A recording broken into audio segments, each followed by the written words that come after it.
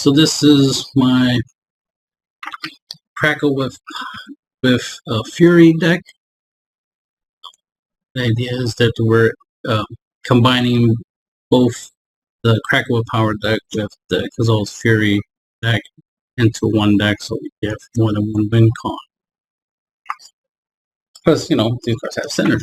A lot of what I use to play the Yugioh's Fury to get enough mana to play that strategy actually works with Crackle with Power, so you can just throw in Crackle with Power into the Yugioh Fury deck, and you got both Crackle with Power deck plus the Yugioh Fury, so you have best of both decks.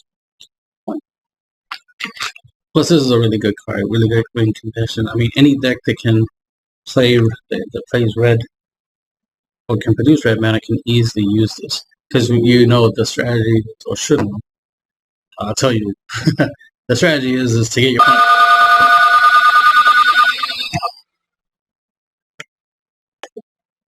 He good.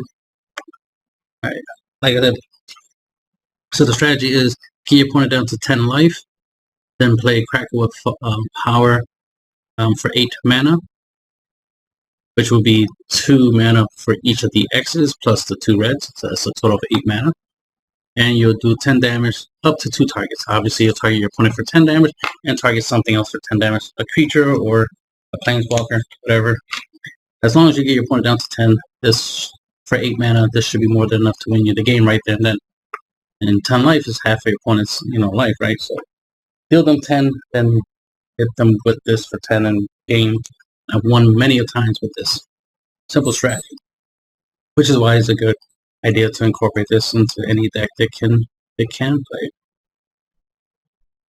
You get a similar result with Yugioh's Fury. It's pretty much the same premise, except Yugioh's Fury could hit harder or higher numbers if you meet the conditions. One way to do 10 damage with this is to play Yugioh with at least one other creature in play when you have 8 mana, because it'll be an 8/8 off the bat. Then it turns itself into a forest and all your other creatures into a forest, and then it counts all the lands for power, so it counts itself plus the other creature. So it'll become a 10/10. So it'll be a 10/10 with itself and another creature and 8 mana. So it'll be a 10/10. Right? And you use 5 to play this, you still have 3 mana left, right? 3 lands left, so you can tap the 3 lands to play Yugioh's Fury and launch the 10/10 Yugioh to your opponent's face. So that's another way you can essentially do the Crackle with Power strategy. Get your opponent down to 10, have 8 mana, play this, creature already in play, and then play Yugioh's Fury for 10 damage. Simple, not rocket science. Just a simple, straightforward strategy. Just, I gotta set it up, play to win, as they say, right? Play to, get the strategy up and win. Another use for Yugioh's Fury, of course, would be to get this, out there strong, swing with it, deal some damage with it, or a lot of damage. Like if you could do 10 with this and then fling it for 10, that's 20 altogether. So essentially helps you double the damage. So you get this out there at a high power.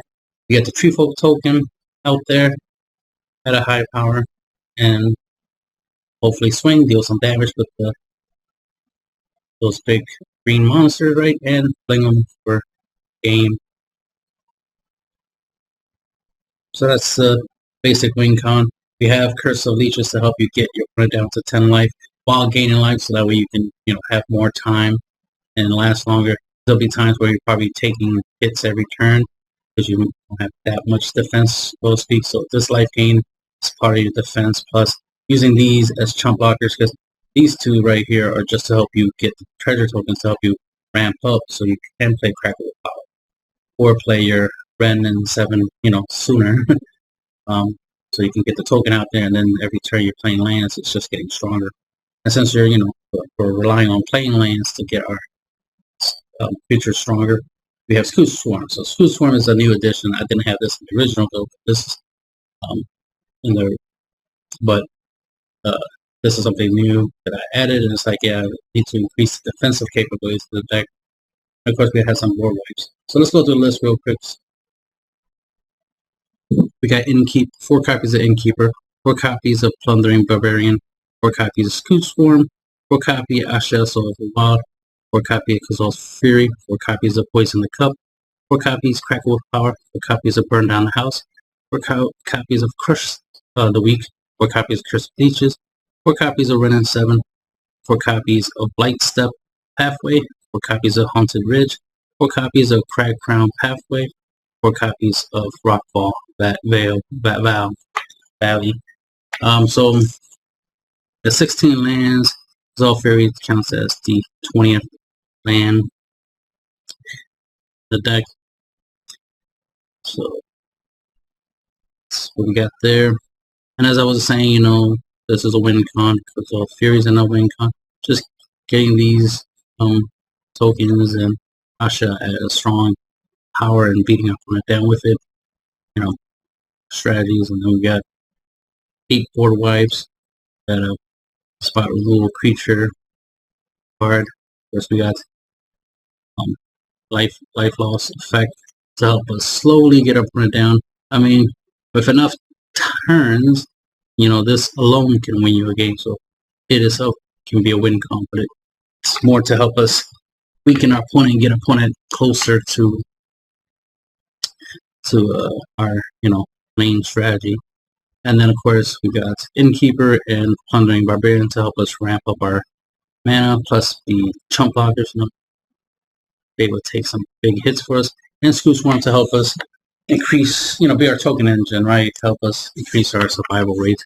Normally I use other cards to create, to generate tokens, to generate the defense, but the thing is, that requires a lot of different cards. While Scoot Swarm, just by playing it and playing lands, you automatically have a defensive token engine. So that's why I put it in there. It's like to add a little more defense to the deck, not just rely on the board wipes as our defense, right? And let's see what else. Not much here to say other than, you know, their effects. You gain life from Innkeeper whenever you play a creature, including tokens. So having Innkeeper and Scoot Swarm in play is a life gaining engine, as well as, you know, creating the tokens for defense. Don't have much defense against things with flyers. The only defense against flyers is the Tree Folk, you know, defense reach. It has reach, so that's how I normally defend against flyers. Plus, do burn down the house. First the week, or wipe, or I use the Poison the Cup to get rid of any problematic flyers.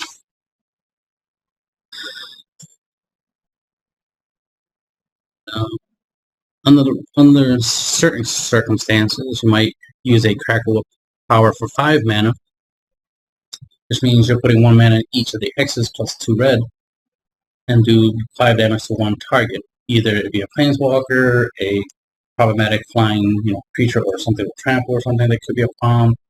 You know, you don't want something trampling over your 1/1, you know, pest tokens, right? Your insects and stuff, right? Any of your creatures, because you're trying not to take damage, right? So, you know, again, anything that's problematic. Plus, you can just fling this, you know, just deal 5 damage to your opponent. Because just playing 2 of these, you know, back to back, you know, playing this for 5, and then like on turn 5, and then on turn 6, playing another one for 5. That right there is 10 damage. That right there counts enough. That 10 damage matters, especially if you already have this in play, making your opponent lose life. This plus 2 of these, that right there should give you at least easily 15 damage. Because 5 turns, this should make your opponent lose 5 life, and then playing 2 of these back to back should deal an extra 10. So that's 15 altogether just doing that. If you're in a scenario where you can play, you know, you draw all 4 of these and you're playing 1 after that, you know, 5 damage on turn 5, then 5 more on turn 6, and then 5 more on turn 7, and then the final, you know, you can obviously do on turn 8. Obviously, you can do 10 damage instead, but you get the point. Just depends on how you play it during the course of the game. Plundering Barbarian not only can create a creature, so you choose between making a treasure token, you know, to help you ramp, or destroy target artifact, which comes in handy against artifact equip decks or against any problematic artifacts you might deal with. There's a Turgid Lantern.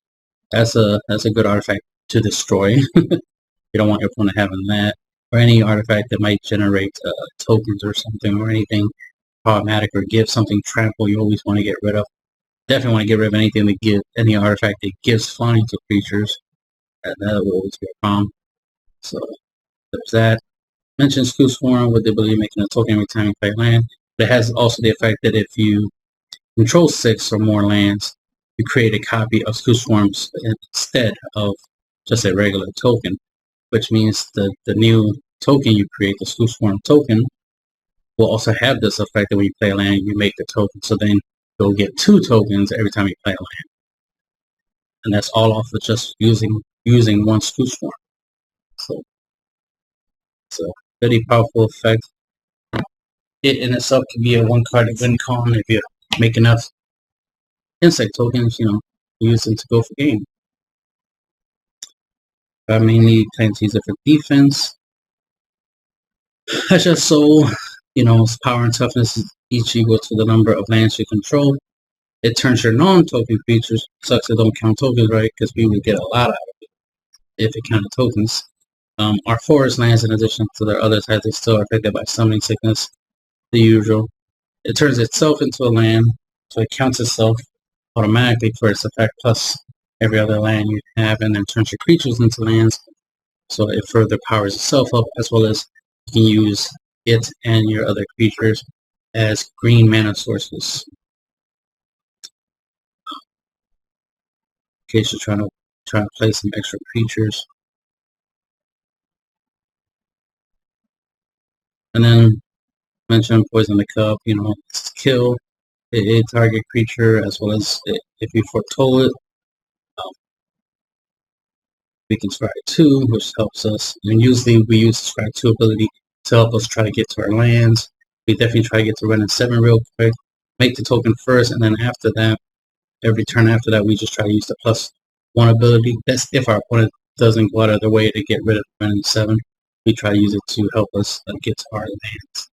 If we just so happen to have a lot of lands in our hands, we'll obviously take advantage of the 0 effect and put all the lands in our hands into the battlefield tapped. We gotta ramp. Gotta get our lands up.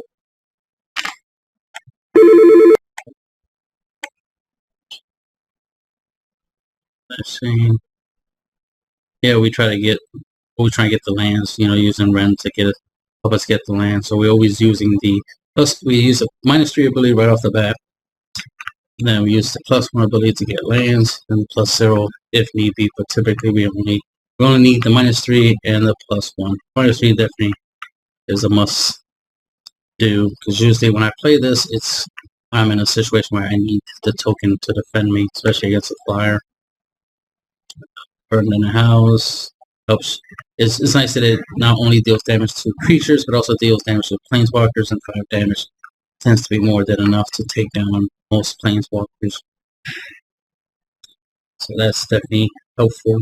And the tokens making 3/1/1 double tokens, good chump blockers. I can stop 3 attacks with them, as well as still be able to deal damage. Remember, the goal is to get our opponent down to 10. So using this to create the tokens and use the tokens defensively, but while dealing my opponent damage, so I could do 3 damage off of 1 copy of this and make my opponent lose 2 life for Curse of Leeches. That's 5 life they lost right there.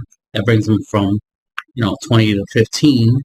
Right? All we have to do is do 5 more damage, and then get them right down to 10, and then finish them off with a Crackle power. So it's just a matter of adding up the damages. You're trying to do 5 here, 5 there. Trying to get them down to 10 and hit them with 1 big shot, or hit them with 5 damage back to back.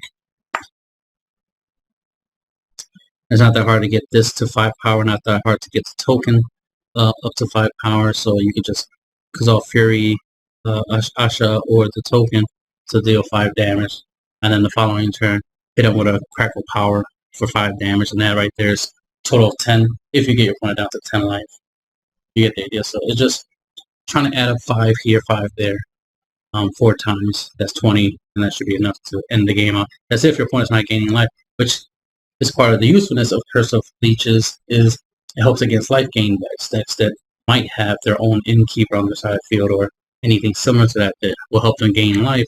This will help mitigate it, will help reduce the life gaining, and then you have to make up for the fact that this is not, reducing their life less than 20 right down to 10. Then you have to start using stuff like Crackle, Power, Resolve's Fury, and just attacks in general to get them down to 10. There's a lot of times where I would take a hit and then just attack with Innkeeper and just try to get my opponent down to 10 life just by attacking with the Innkeeper and just taking any hits, and then using Curse of Leeches and Innkeeper's ability to gain life for playing stuff. Like playing creatures or playing the Ren token, gain some life, or you have the Innkeeper and then burn down a house. Instead of for the 5 damage, use it for the tokens and gain 3 life instantly right there. Then use the tokens to defend myself, while still, swinging with the Innkeeper to deal some damage. Every bit counts, and that's the whole point. Every bit of damage you can output counts, matters. As long as it adds up to 10, and your opponent's at 10, once you get up to 10 or less life, it just makes the math easier. Obviously, if you get your opponent down to 5 life and you have 5 mana, this is more than enough to win you out the game. So, that's the end of the deck profile.